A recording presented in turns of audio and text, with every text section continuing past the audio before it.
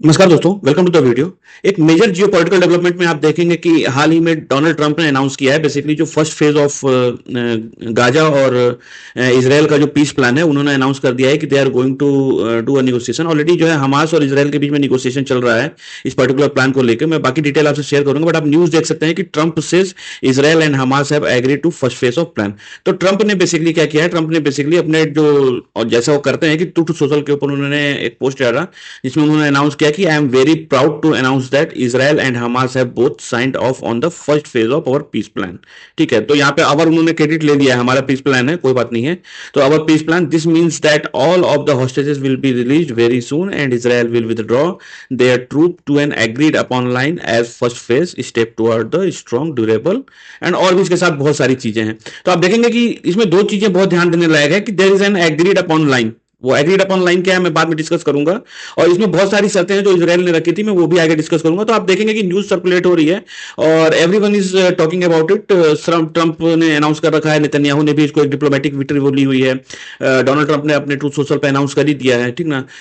हमारे इंडिया में भी पीएम मोदी जी ने बेसिकली इसको बोला कि we welcome the agreement on the first phase of president Trump. But यहाँ पर भी इन्होंने, ट्रंप ने तो क्रेडिट लिया है, बट यहाँ पे बेसिकली ही कांग्रेचुलेटेड टू पीएम नेतन्याहू। ठीक है, नेतन्याहू को उन्होंने कांग्रेचुलेट करके हुए कहा है कि इनकी leadership, he believe in the leadership of mission Netanyahu और we hope release of hostage and enhance humanitarian assistance. तो ह्यूमैनिटेरियन असिस्टेंस को मतलब एक जनरलाइज जो बोला जाता है वो बेसिकली इन्होंने यहाँ पे कहा है, और भी बहुत सारी चीजें लिखी, बट मेन जो पॉइंट था ये था कि ही हैज कांग्रेचुलेटेड पीएम नेतन्याहू। ठीक ना। तो ट्रूथ सोशल पे डोनाल्ड ट्रंप ने बोल दिया, और अगर आप न्यूज देखेंगे तो न्यूज बहुत सर्कुलेटेड है ही। तो क्या एग्रीड हुआ है? एग्रीड ये है कि बेसिकली क्या है, जो भी प्रिजनर एक्सचेंज होगा, हॉस्टेज और प्रिजनर एक्सचेंज, मतलब इसमें जो लोग जिंदा हैं या उनको पहले जो इसराइल की शर्त थी, इसराइल ने शर्त ये रखी थी कि चाहे वो रिमेन्स हो, चाहे वो मतलब मर गए हैं तो उनके रिमेन्स, और अगर लिविंग है देन लिविंग पर्सन, वो जो है हमास वापस करेगा इसराइल को, और in the exchange he is going to release some hostages to the Hamas. तो एक तो ये फेज के ऊपर अभी एग्रीमेंट हुआ है, तो इसको फर्स्ट फेज बोला जा रहा है। और भी बहुत कम से कम 20 पॉइंट्स थे जिसको इसराइल ने रखा था, मैं आगे बताऊंगा क्या पॉइंट्स है। तो उन पॉइंट्स में ये फर्स्ट फेज में इन्होंने बेसिकली ये प्रिजनर एक्सचेंज का जो है ये इन्होंने चालू कर दिया है।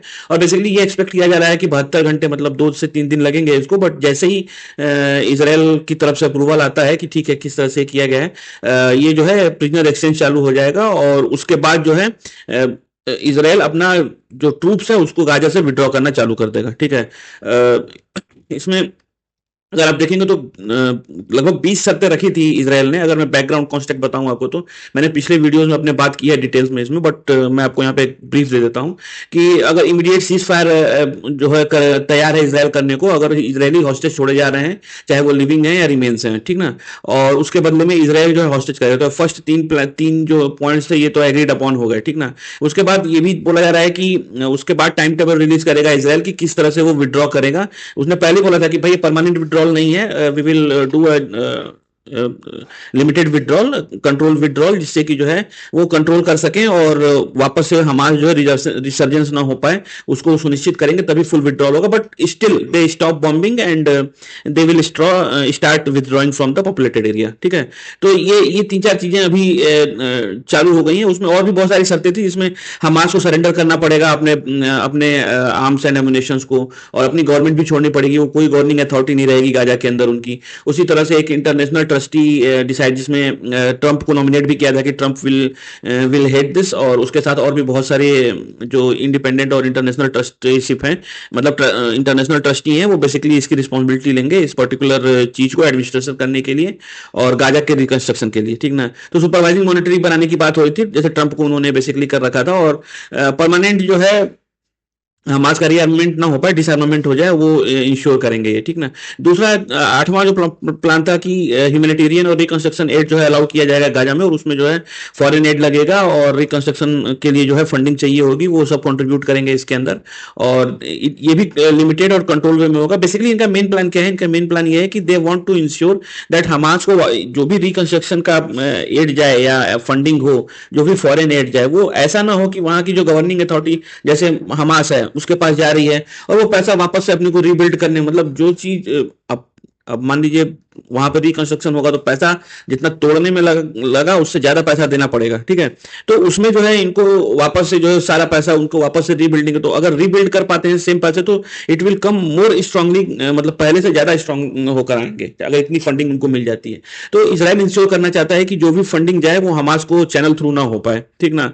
उसी तरह से बाद में जब ये सब चीजें हो जाएंगी तो बॉर्डर खोलने का और क्या कहते हैं लॉन्ग टर्म जो टू स्टेट अपना ये है कि टू स्टेट पॉलिसी पे कि भाई पैलेस्टीन भी है और सॉरी हाँ पैलेस्टीन भी है और इसराइल है, दोनों किस तरह से कोएग्जिस्ट कर सकते हैं उसके ऊपर बात की जाएगी। तो ये 10 मेन पॉइंट्स थे जिसके ऊपर जो है मेन फोकस है इसराइल का। हालांकि 20 शर्तें उन्होंने दी हुई है, इसमें भी इनके पार्लियामेंट इसराइल के पार्लियामेंट की तरफ से स्ट्रांग अपोजिशन है क्योंकि ये तो पूरा ही डिसआर्मामेंट चाहते हैं हमास का। बट इस तरह से किया नहीं जा सकता क्योंकि इसराइल को अब पूरी दुनिया से जो अपोजिशन मिलने लग गया है, जो उनके लॉन्ग टर्म सपोर्टर हुआ करते थे उनसे भी क्रिटिसिज्म मिल रहा है, तो आप अड़े नहीं रह सकते। तो बेसिकली इन्होंने ये एग्री किया हुआ है, ठीक ना। उसके बाद जो प्रेस सेक्रेटरी हैं कैरोलाइन, इन्होंने ये भी अनाउंस किया कि ट्रंप अभी किसी और काम में बिजी हैं, वो बेसिकली मिडिल ईस्ट भी टूर करेंगे। तो मिडिल ईस्ट में आप देखेंगे तो ये कहां पर हो रहा है, अगर मैं आपको मैप पे दिखाऊं तो इस जगह है, जगह का नाम है शर्म अल शेख, ठीक ना। इजिप्ट में ये पर्टिकुलर जगह है, कायरो एरिया है उसके पास में है। यहाँ पे बेसिकली कतर इजिप्ट ये बेसिकली एज ए मीडिएटर काम कर रहे हैं, देखेंगे तो इजिप्ट कतर और तुर्की जो मीडिएटर काम कर रहे हैं। तो यहाँ पर ये बेसिकली निगोशिएशन हो रहा है, शायद ट्रंप का प्लान भी है इस जगह पे जाने का कि ये फाइनल निगोशिएशन के उसमें वहां पर जाकर ये चीज अनाउंस करेंगे, ठीक है। इन्होंने जो गाजा का जो एरिया है इन्होंने जो ड्रॉ किया है कि किस तरह से होगा, अगर मैं आपको दिखाऊं मैप के अंदर तो ये है गाजा, ठीक है। ये गाजा है और ये आप अगर देखेंगे तो ये जो है येलो लाइन, इस लाइन के पास जो है बेसिकली विड्रॉ करेगी इजरायली फोर्सेस। तो ये जो बफर जोन है, ये जो आप ग्रीन में देख रहे हैं बफर जोन है, ये बेसिकली एक बफर जोन क्रिएट किया जाएगा ताकि जब कंप्लीटली विड्रॉल हो येलो लाइन से वापस अपनी जो इंटरनेशनल बाउंड्री है वहां पे विड्रॉल हो, तो ये एक बफर जोन रहे जहां पे कोई भी मिलिट्री एक्टिविटी, कंस्ट्रक्शन एक्टिविटी, ये सारी चीजें नहीं होंगी।